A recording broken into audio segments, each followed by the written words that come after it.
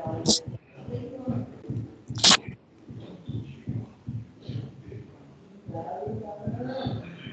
morning, student. Good morning, sir. Okay. Good morning to all. Now, what we discussed in last lecture, I think we have started our unit number 6. Okay. And in unit number 6, we already discussed about the 6.1, which is mean, median, mode, and standard deviation. In that, you can see on your screen, we discussed these fundamental concepts for mean, median, mode, and standard deviation. Okay, so in that we have discussed the simple formula for mean. Then what about the direct method? Then how we can find the mean by using assuming method and step deviation method. Okay, then we go for the median. Median, simple median means if you have the n is odd, then you have to find the middle of that value. And if you have the even observation, then the median will be n by 2 term plus n by 2 plus 1 term. Okay, divide by 2. Then discrete data, you can find n by 2, where the n is equal to summation of f, that is the frequency. F is frequency. And then after, you have to look into the cumulative frequency, and then you can find your median for the discrete frequency distribution. For continuous frequency distribution, median can be found by using median is equal to L plus n by 2 minus C dot F dot divided by F multiplied by H. For that, you have to find the median class first, then go for the C dot F dot, and then you have to find F and H and substitute all these value in this formula. You will get your median. Similarly, mode means the value which will be which is the maximum frequency or maximum time repetition. Then you can say that it is the mode for discrete and continuous frequency.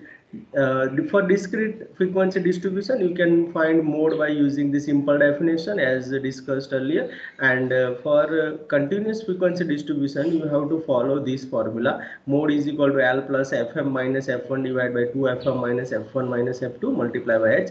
Here Fm is the maximum frequency and F1 is the preceding frequency and F2 is the after, जो भी उसके बाद वाली आता है succeeding the frequency for the given data, and h is the length of the model class. That is the formula for the mode. Then standard deviation, as usual, we have the 4 formula for the mean, and similarly standard deviation has 4 formula. For the simple data, you have used this sigma is equal to square root of summation x square divided by n minus summation x by n whole square. Then for standard deviation for discrete data, you have the 2 different methods, direct method and the assuming method, and the step deviation method is also for the continuous distribution data. Okay, for the sigma.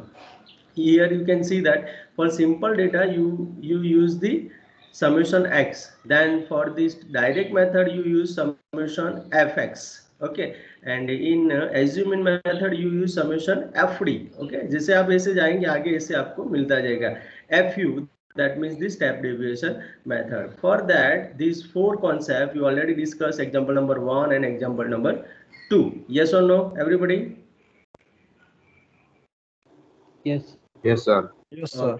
Okay, now we are going to discuss about the third example. It is regarding the continuous frequency data. Okay, so यहाँ पे आप देख सकते हो कि calculate the mean, median, mode and standard deviation of the following data. So here you have the interval in class. Okay, that means यहाँ पे interval दिया है 0 to 4, 4 to 8, 8 to 12, 12 to 16. Okay, तो इस टाइप का जब भी आपको एग्जाम्पल है तब आपको क्या करना है वो इस एग्जांपल में हम डिस्कस करेंगे.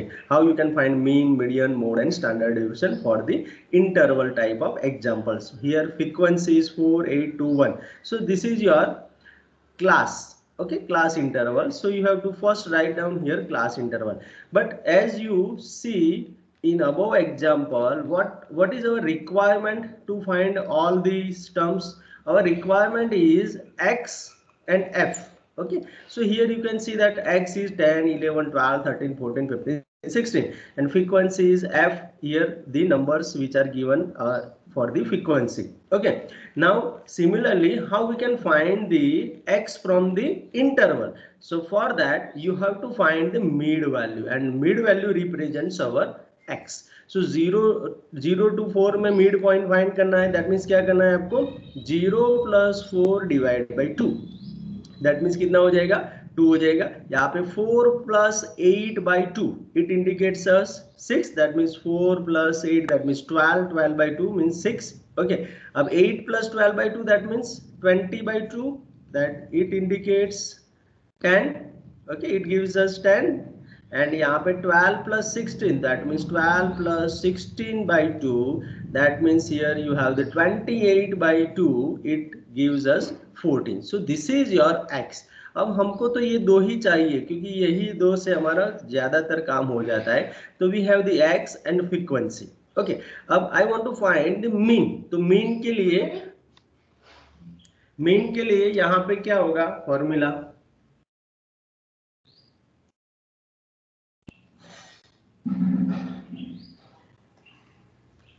What is the formula for mean?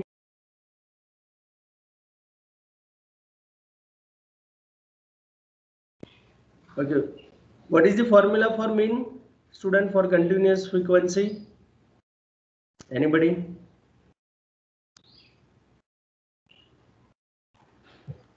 Sigma f by n. Summation fx divided by summation f, and f means our n. तो यहाँ पे हमको सिर्फ फाइंड क्या करना बाकी बचा? f into x. ओके, तो यहाँ पे देखो फ्रीक्वेंसी जो है उसका टोटल कर देंगे, that is our summation f, that is our capital N. Okay, अब fx हमको फाइंड करना है. तो fx क्या होगा? यहाँ पे fx means f into x. तो 4 इंटू 2 यहाँ पे 8 हो गया, 8 इंटू 6 48, 10 इंटू 2 20 हो गया, 14 इंटू 1 सो 14 हो गया. So summation of fx is equal to 19. तो यहाँ पे आपको मीन क्या मिल जाएगा? So 19 divide by 15. Okay, so what we get? 6. Yes or no? Student, you can see here. Okay, so this is x bar is equal to 90 by 50 is equal to 6 by using direct method. अब कोई बोलेगा कि sir मुझे assume mean method करना है mean find करने के लिए. तो सबसे पहले आपको मीन एज्यूम करना पड़ेगा, and that is our a. So a is equal to, यहाँ पे हमने 10 यूज किया है. अब जैसे ही आप एज्यूम मीन यूज करते हो तो दिमाग में फिट करो कि वो d वाला मेथड है. ओके, अब d वाले मेथड में आपको d फाइंड करना पड़ेगा. तो d क्या हो जाएगा मेरा? d is equal to x - 10. Means जो भी मेरे पास फ्रीक्वेंसी है उसमें से -10 करना है. तो यहाँ पे d मुझे मिलेगा. देखो फर्स्ट यहाँ ये उसका टेबल ये है. सो d मुझे फाइंड करना है x - a. तो मेरी फर्स्ट फ्रीक्वेंसी क्या है? यहाँ पे देखो, यहाँ पे हाँ x मीन्स मेरा फर्स्ट x है मेरा 2. सो 2 - 10 करूंगा तो कितना हो जाएगा? -8 होगा कि नहीं? Yes or no, student? Student, are you understand?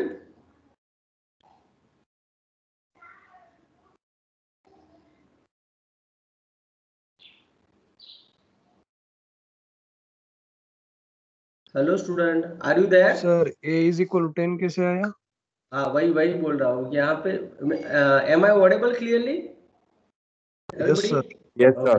Okay, हाँ. अब यहाँ पे देखो सेकंड जो मेथड है वो मेरा है एज्यूम मीन मेथड. ओके, सो एज्यूम मीन मेथड मीन्स मुझे यहाँ पे मीन को एज्यूम करना है. तो मीन को एज्यूम करना है तो यहाँ पे आपको स्टेटमेंट में दिया गया होगा, और अगर नहीं दिया गया है तो you can take a mean in between this. Means यहाँ पे 2 to 14 जो है उसके बीच की कोई भी वैल्यू आप ले सकते हो. Clear everybody? एज्यूम कर सकते हो. अगर नहीं दिया है तो, अगर दिया है तो आपको उसी से करना है. तो यहाँ पे एज्यूम मैंने किया है a इज इक्वल टू 10, जो 2 to 14 के बीच में है. Clear everybody? Yes sir. Okay, अब मुझे d फाइंड करना है. तो d मीन्स क्या है? x - a. तो x मेरा यहाँ पे फर्स्ट है 2, तो 2 - 10 it gives me -8. 6 - 10 that means -4. 10 - 10 that means 0. Okay, and 14 - 10 that means 4. तो ये d में किसी को doubt? Anybody? No sir. Okay अब यहाँ पे एज्यूम इन मेथड की फॉर्मूला क्या है वो आप दिमाग में फिट करो पहले A plus summation f d divide by n, n mean summation of f. Okay तो यहाँ पे ए मैंने 10 लिया हुआ है plus summation F into D, F into D means ये जो एफ हमारे पास फ्रीक्वेंसी था उसका डी के साथ मल्टीप्लीकेशन, तो यहाँ पे देखो 4 इंटू 1 तो 4 कर दिया है, यहाँ पे 2 इंटू 0 सो 0 हो गया, यहाँ पे 8 इंटू -4 -32 हुआ एंड 4 इंटू -8 -32 हुआ। देखो यहाँ पे ओके मैंने रिवर्स में लिया।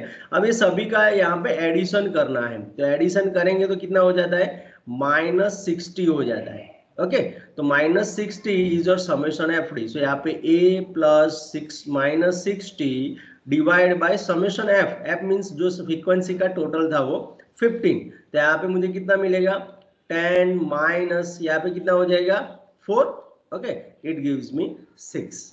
Is it clear everybody by assuming method? Yes sir. What about others? Please confirm yourself, and if you have any question then you can ask me, student.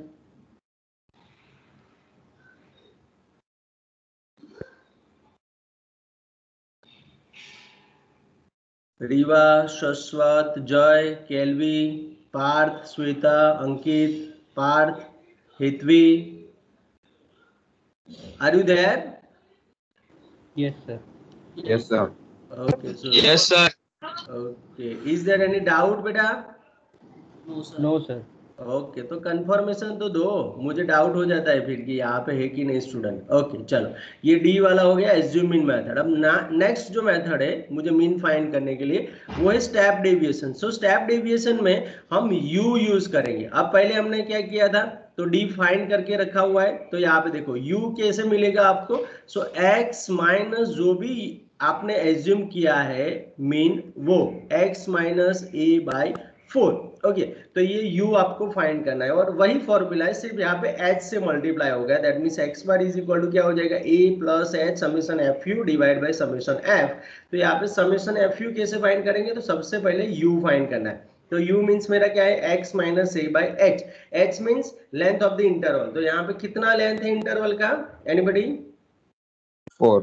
4। Okay तो यहाँ पे मुझे 4 से डिवाइड करना है, तो यहाँ पे देखो x माइनस ए तो ऑलरेडी आपने डी करके रखा हुआ है ना, तो -8 बाय 4 करो तो -2 आ जाएगा, -4 बाय 4 करेंगे तो -1 आ जाएगा, 0 बाय 4 करेंगे तो 0 आ जाएगा, 4 बाय 4 करेंगे तो 1 आ जाएगा, तो ये हमारा u हो गया। अब f इंटू यू तो हम इजीली फाइंड कर सकते हैं, फ्रीक्वेंसी इंटू यू करना है, तो -8 0 1 हो गया। अब उसका एडिशन करेंगे तो -15 हो जाएगा। अब इसी का हम मीन के लिए यूज करेंगे, तो यहाँ पे उसकी फॉर्मूला क्या है, तो यहाँ पे उसकी फॉर्मूला हो जाता है a plus H into summation F U divide by summation of F. तो यहाँ पे इसमें रिप्लेस करेंगे तो a हमने 10 लिया हुआ है, h जो है मेरा 4 है, यहाँ पे समेशन f इंटू यू करेंगे तो -15 डिवाइड बाय ये कितना था समेशन f 15 था। ओके सो यहाँ पे 15, तो यहाँ पे again 10 minus 4 that means gives me 6। तो आप कोई भी मेथड से मीन फाइंड करेंगे तो आपको 6 ही मिलेगा। Clear? Is it clear everybody for this data? Yes sir. Okay तो यही 3 मेथड सर से हम उसमें ये कुछ हाँ और लेते तो एज्यूम वाले में तो आंसर दूसरा आता। नहीं, यहाँ पे फॉर एग्जाम्पल आपने यहाँ पे 12 ले लिया है ना, तो चलो यहाँ पे 12 लेके करते हैं, तो a इज इक्वल टू आपने 12 ले लिया, डन, क्योंकि वो 2 to 14 के बीच में है ना, यस और नो, है ना, तो 12 मैंने लिया हुआ है, तो जैसे ही आप 12 लेंगे तो यहाँ पे आपका d भी चेंज हो जाएगा। Clear student? Yes sir. जैसे ही d चेंज होगा तो f इंटू डी चेंज हो जाएगा, f इंटू डी चेंज होगा तो आपका u भी चेंज होगा, एफ यू भी चेंज होगा, और यहाँ पे आपका जो f इंटू एक्स है वो भी आपका चेंज हो जाएगा। यहाँ पे एफ एक्स जो है वो तो आपका जो है 6 ही रहेगा, तो और यहाँ पे d वाला अगर आप एज्यूम मीन से करते हो और वहां पे 12 लेके करते हो तो पर भी आंसर 6 ही आएगा। क्लियर? डन? Yes sir. आप ट्राई कर लेना। 1 मिनट, ये थोड़ा उल्टा हो गया। x की वैल्यू 12 तो है ही नहीं ना। सॉरी, क्या?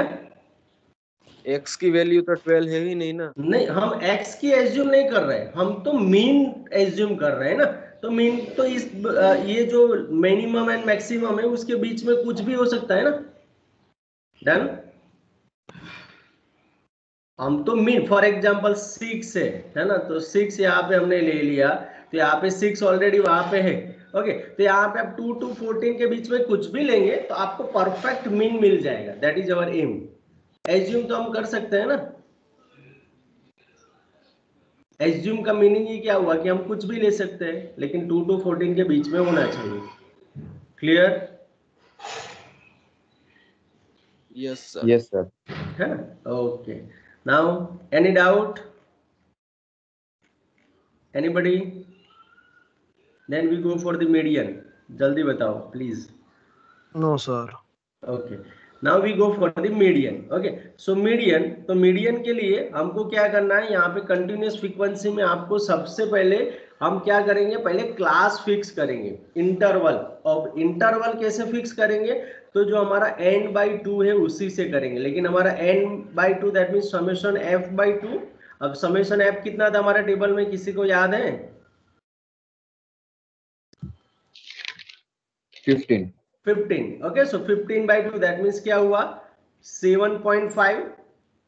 यस और no? Yes, Yes, sir. sir. Okay, अब 7.5 के लिए यहाँ पे देखते हैं। ओके, अब 7.5 जो है वो फ्रीक्वेंसी में, यहाँ पे देखो फ्रीक्वेंसी से हमने डिवाइड किया है ना, तो फ्रीक्वेंसी में 7.5 से बड़ी वैल्यू कौन सी है? ये 8। दोनों, यस, ये दोनों के बीच में आएगा, लेकिन उससे बड़ा वैल्यू है मेरा 8। तो 8 का क्लास कौन सा है? 4 to 8 है। यस और no? Yes, sir. So that is your median class. Understand? First median class कैसे मिलेगा?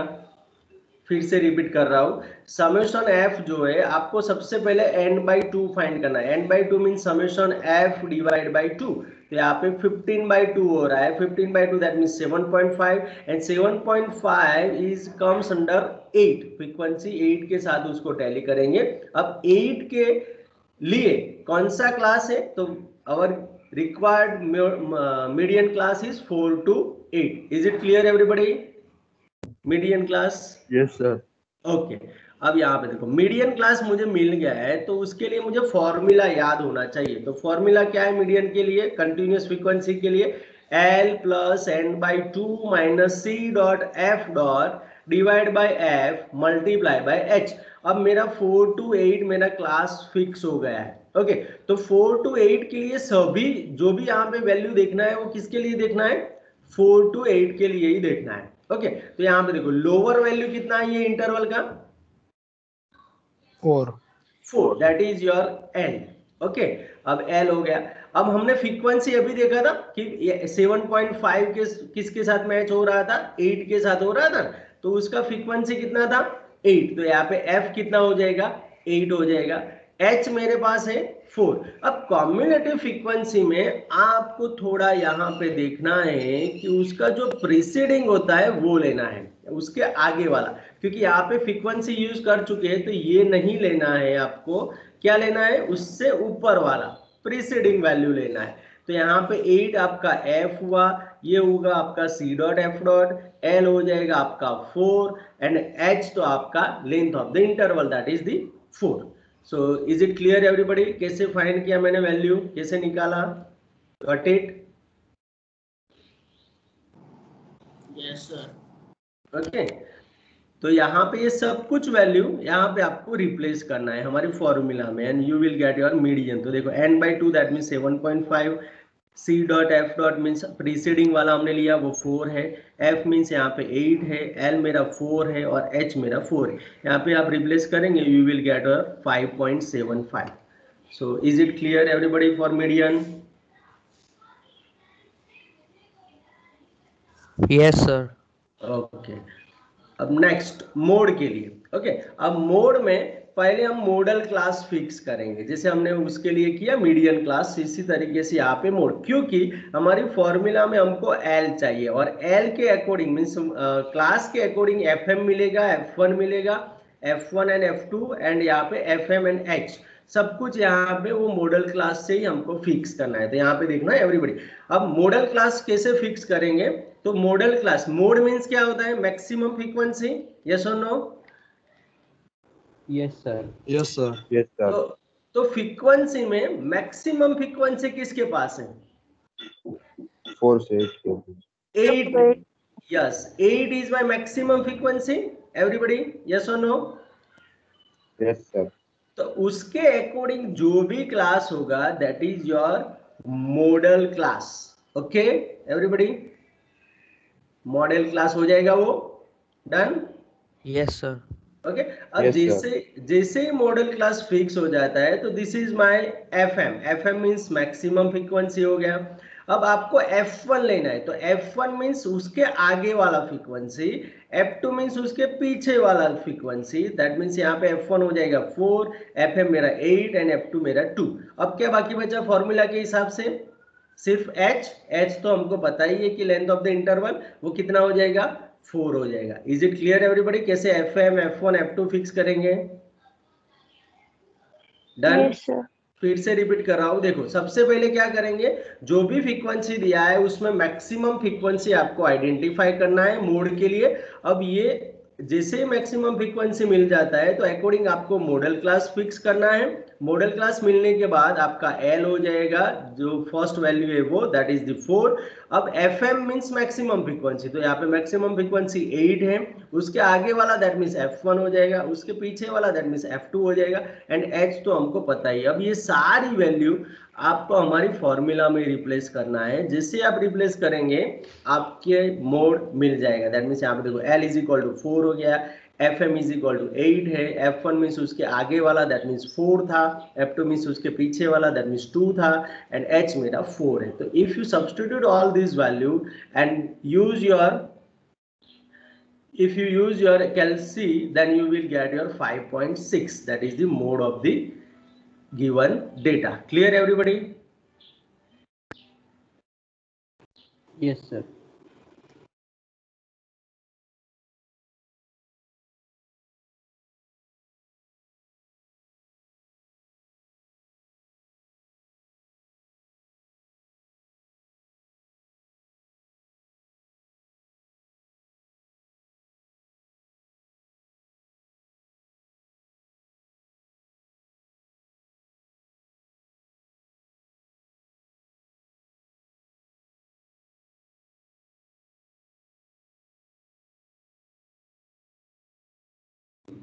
Okay, so is there any doubt in mode, student?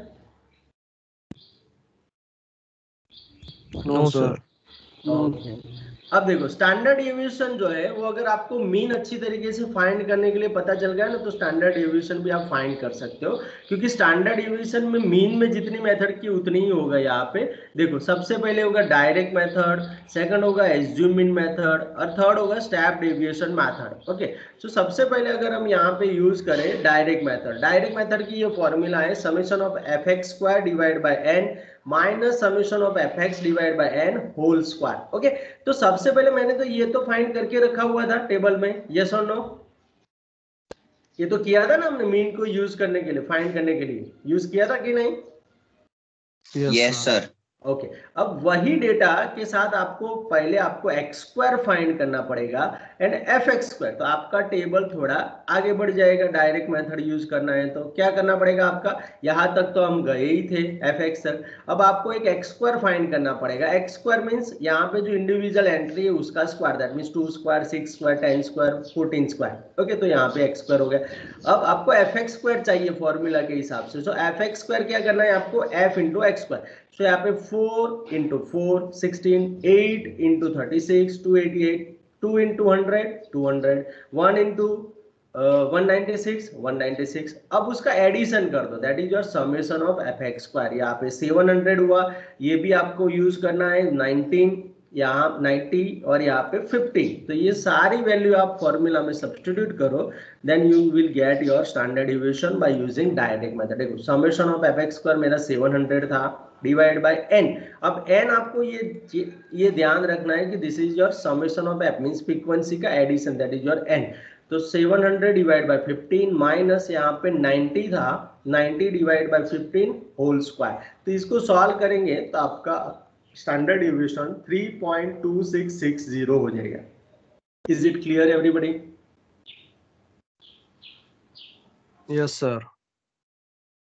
Okay, अब सिमिलरली मुझे एज्यूम इन मेथड से फाइंड करना है, तो वही फॉर्मूला डी के साथ आ जाएगा, है ना? यस और नो? तो अब जो आपका टेबल था उसको आपको डी से एक्सटेंड करना है।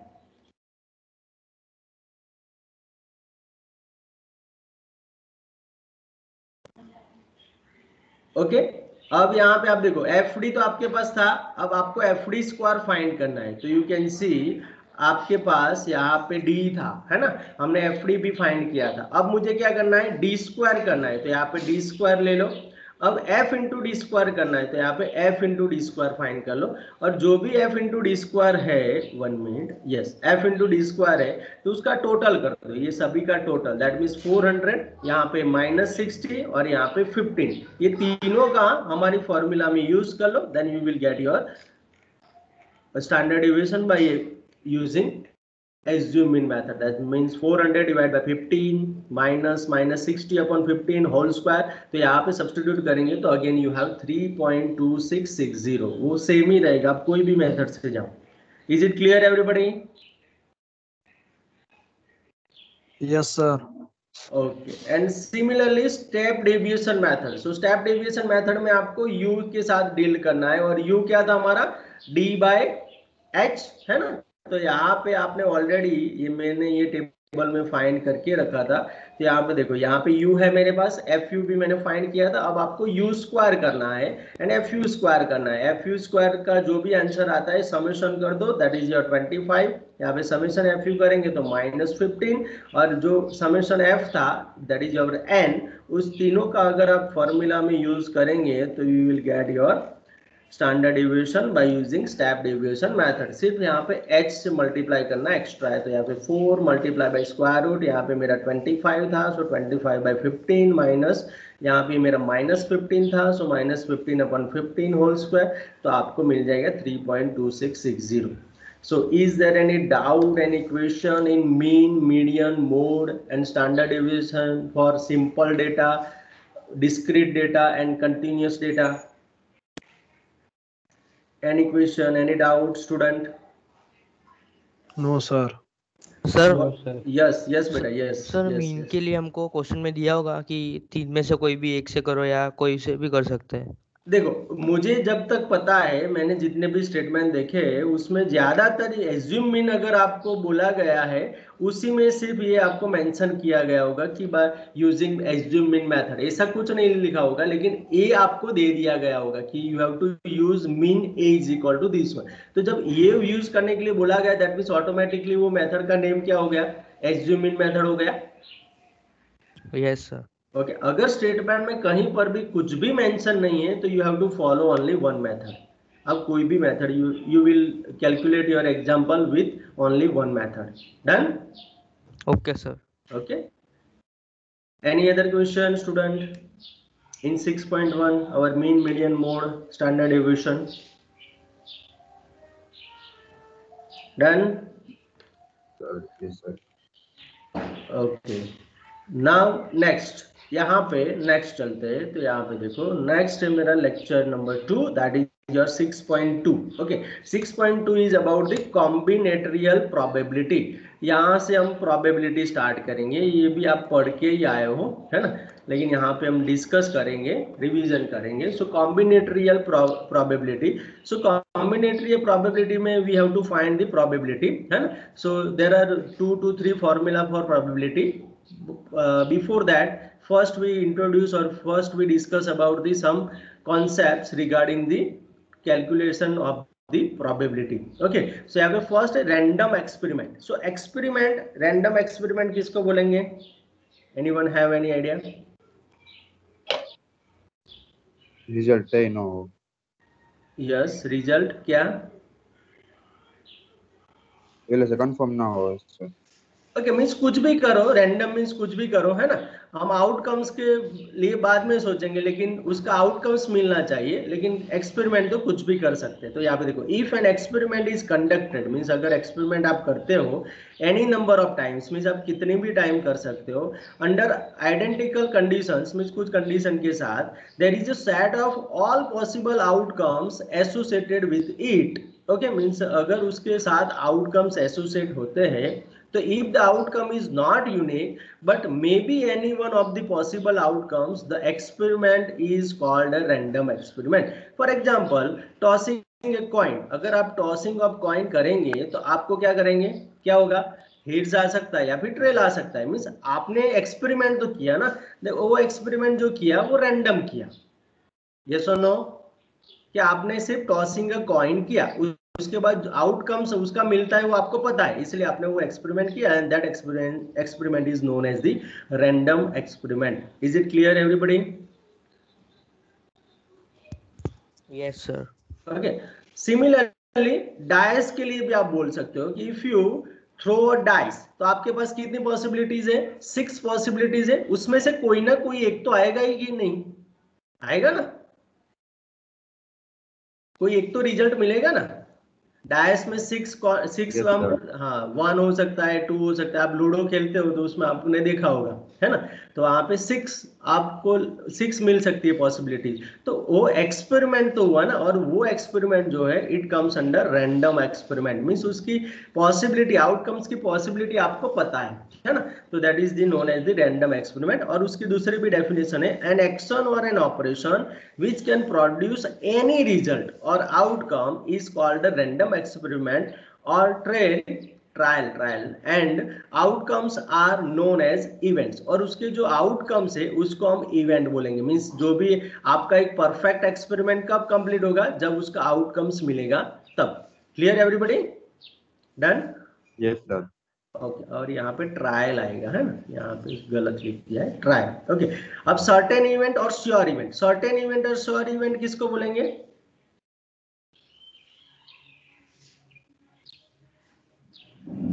जिसका आउटकम जो है वो कैसा होना चाहिए, प्रेडिक्टेबल होगा। मींस हमने टॉसिंग अ कॉइन किया तो उसका outcome we know very well. Okay, either it will be head और it will be trail. Yes और no?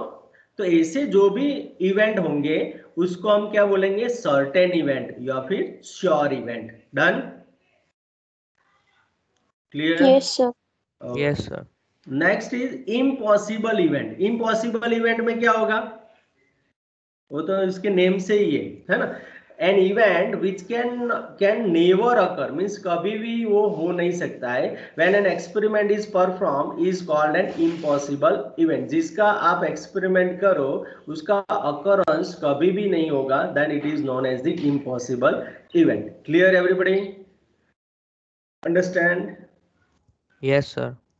Okay, then next. Okay चलो, mutually exclusive events. Okay, mutually exclusive event, उसका name ही जो है वो आपको सजेस्ट कर रहा है कि डिसजॉइंट, है ना। तो यहाँ पे देखो, two events are said to be mutually exclusive if both can not occur simultaneously. Means disjoint event means one by one ही आप परफॉर्म कर सकते हो। तो ऐसी जो भी इवेंट्स है उसको बोलेंगे म्यूचुअली एक्सक्लूसिव इवेंट्स। ओके, तो for example in tossing a coin the events head और tail, okay, are mutually exclusive events since both head and tail cannot occur at the same time। means आप कोई coin को toss करेंगे तो ऐसा होगा कभी कि दोनों रिजल्ट आपको मिल जाएंगे। स्टूडेंट, मीन्स दोनों आपको हेड भी मिले और टेल भी मिले एक ही इवेंट में, ऐसा होगा पॉसिबल? नो सर, नहीं होगा। तो हमको क्या करना पड़ेगा, पहले आपको एक इवेंट परफॉर्म करना पड़ेगा, then you register your, means you write down your outcomes, then again you toss the coin and you register your और write down your outcomes, then that is your performance. Okay, that is your event performance, and it is known as the mutually exclusive events. Understand everybody? Yes, sir. Okay, and same way in throwing a dice, तो die के लिए आपको क्या होगा, बहुत सारी हो जाएंगे, तो डाई के लिए क्या हो जाएगा, आपके पास 6 इवेंट्स हो जाएंगी, 6 इवेंट्स परफॉर्म करेंगे, then you have the chance to getting a 1 or 2 or 3 or 4 or 5 or 6, and these are the mutually exclusive events. So do you understand everybody?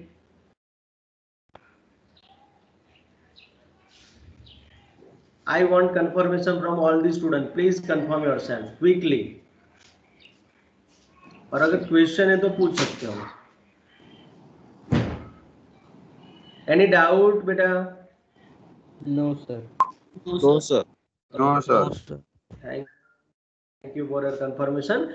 Independent events. Okay, so independent events जैसे name है ऐसे ही कि independent means एक दूसरे के ऊपर कुछ भी डिपेंडेंट नहीं है. मीन्स आप एक परफॉर्म करते हो, उसका दूसरे के ऊपर कोई लेना देना नहीं है. That means two events are said to be independent of each other if occurrence or non-occurrence of one does not affect the occurrence of the other.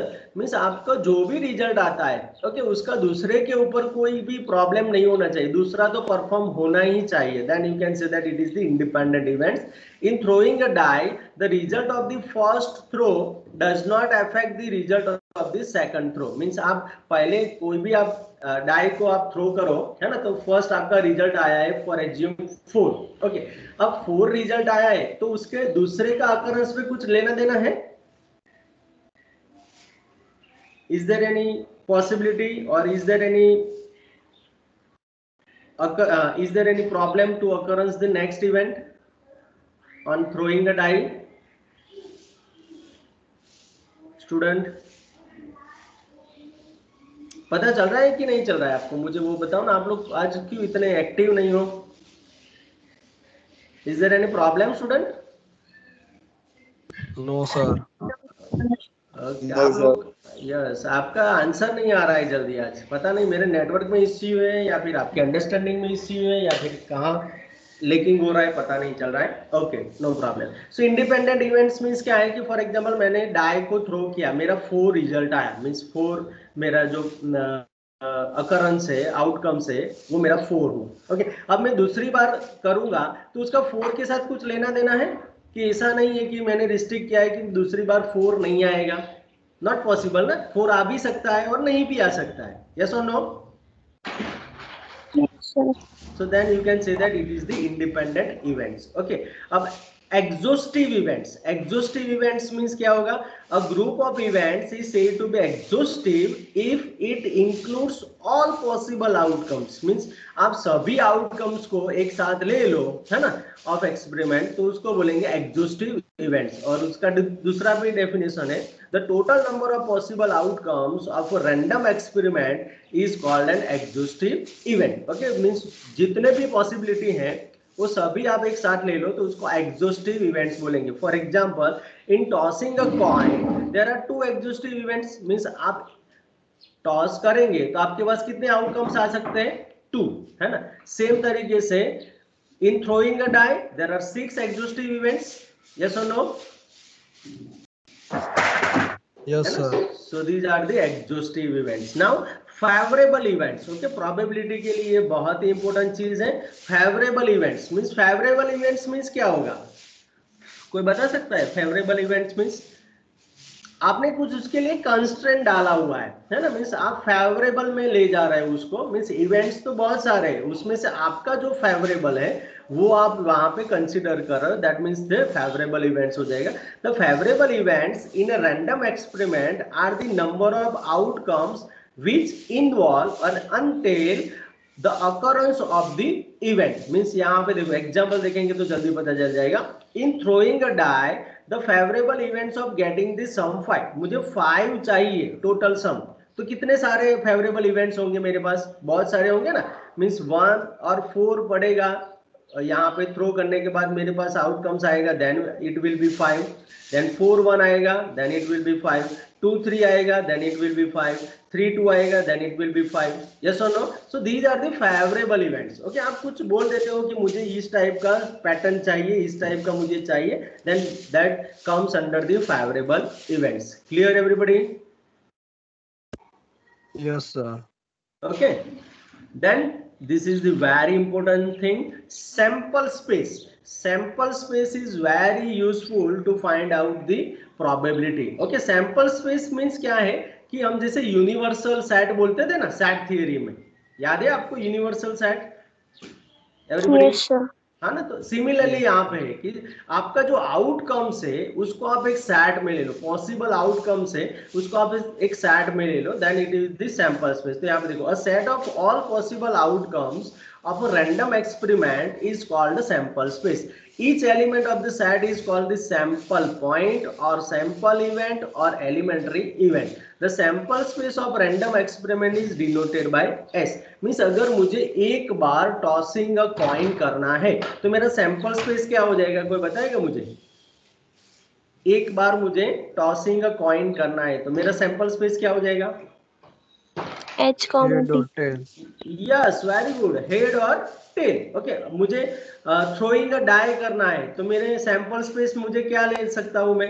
1 2 3 4 5 and 6. Yes और no? Yes, sir. Yes, sir. and these sets are denoted by capital S. Okay, तो यहाँ पे देखो picture में भी आपको दिखाया गया है कि सैंपल स्पेस जो है वो बड़ा होगा और आपकी इवेंट का आउटकम्स होगा वो छोटा होगा. दैट मीन्स यहाँ पे एक बार आपने कॉइन को टॉस किया तो आपका एक ही रिजल्ट आएगा, एच या फिर ट्रेल, है ना? लेकिन वो किस में जाएगा? सैंपल स्पेस में ही आएगा ना, सैंपल स्पेस से ही वो आएगा. Clear everybody? Yes, sir. इसीलिए यहाँ पे इस टाइप का फिगर यहाँ पे आपको दिखाया गया है. So is there any doubt, any question up to here? Anybody? No, sir. No, sir. No, sir. Okay, अब प्रोबेबिलिटी काउंट करने के लिए कुछ रूल्स होते हैं. मींस कुछ आप अरेंजमेंट करना है तो कैसे कर सकते हो, उसको काउंट करना है तो कैसे कर सकते हो, है ना? उसका सिलेक्शन करना है तो कैसे जल्दी कर सकते हो, उसके रूल्स है. तो यहाँ पे जो नेक्स्ट टॉपिक है वो रूल्स है, तो वो फटाफट देख लेते हैं. सो रूल नंबर 1 क्या है? इफ एनी वन ऑफ के different mutually exclusive and exhaustive events can occur on each of n trials. means n trials आप करते हो और k आपका क्या है? आपका इवेंट है. ओके, तो उसका पॉसिबल आउटकम्स कितने होंगे? तो पॉसिबल आउटकम्स होंगे k raise to n.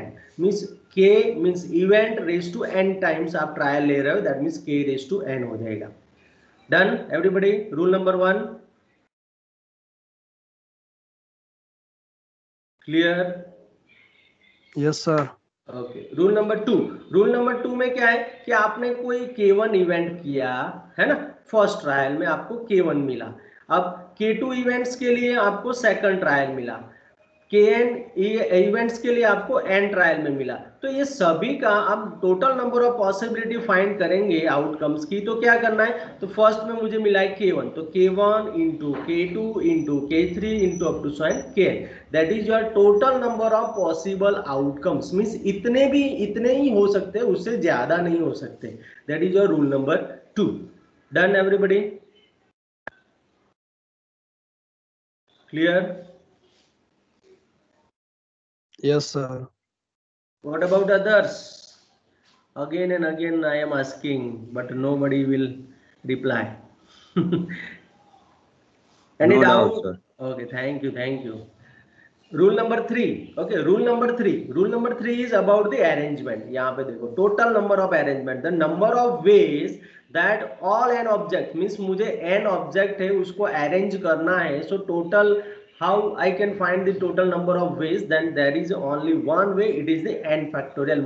Means मेरे पास 10 object है और 10 object को मुझे वहां पे अरेंज करना है, तो मेरे पास कितने हो जाएंगे total number of veg? 10 factorial. Clear everybody? Okay, तो यहाँ पे देखो, rule number 1 and rule number 2 for the counting only, rule number 3 and rule number 4 for the arrangement है। ओके, 3 एंड 4 जो है वो, फिफ्थ जो है, फिफ्थ एंड सिक्स जो है वो सिलेक्शन के लिए। तो यहाँ पे मैंने सभी कवर कर लिए हैं। तो यहाँ पे देखो रूल नंबर 4, रूल नंबर 4 क्या है? The number of ways of arranging r objects selected from n objects in order is given by n factorial divided by n minus r factorial, that is our npr। Means मेरे पास n object है और वो n object में से मुझे r object को arrange करने के लिए बोला गया है। तो मैं कौन सा फॉर्मूला यूज करूंगा? npr का फॉर्मूला यूज करूंगा। Is it clear? Yes, sir. Okay अब सिमिलरली मेरे पास n ऑब्जेक्ट है और उसमें से मुझे r ऑब्जेक्ट को सिलेक्ट करना है। मींस मेरे पास 10 बॉल है डिफरेंट कलर्स के, उसमें से मुझे 2 रेड वाले सिलेक्ट करना है, 3 ब्लू वाले करना है, 1 वाइट करना है। तो मैं उसके लिए कौन सी फॉर्मूला यूज कर सकता हूँ? एनसीआर की फॉर्मूला यूज कर सकता हूँ। Clear? That means n factorial divide by r factorial into n minus r factorial. Clear everybody? Yes, sir. Okay, and 6 number ka rule, that is the permutation. Okay, the number of different permutations of n objects where there are n1 repeated times, n2 repeated times and nk repeated times। Means यहाँ पे हमने देखा था कि total number of veg कितने थे हमारे पास? यहाँ पे n फैक्टोरियल लिखा था ना आपने? यस और no student? Yes, sir. Rule number 3 के। अब उसमें से जितने रिपीटेशन हो रहे हैं ना, उसको नीचे उसको डिवाइड करना पड़ेगा। दैट मीन्स अगर n1 फर्स्ट ऑब्जेक्ट हो, n1 रिपीटेशन दिखा रहा है, सेकंड जो है n2 रिपीटेशन दिखा रहा है, nk रिपीटेशन दिखा रहा है, तो जो सभी रिपीटेशन वाले हैं उसको डिवाइड कर दो। That means n1 factorial, n2 factorial up to nk factorial. So this is our rule number 6 to find the probability और calculating the probability. So is there any doubt, any question up to here, anybody? No, sir. No, sir. Okay, in next class we will start with this classical definition of probability, then the mathematical definition for probability, then we go for the next. Okay, so is there any doubt, any question in today's class, anybody? No sir. Okay, probability वाली वो file update कर। sorry, which one? Probability वाली file हाँ PDF. हाँ हाँ, मैं भेज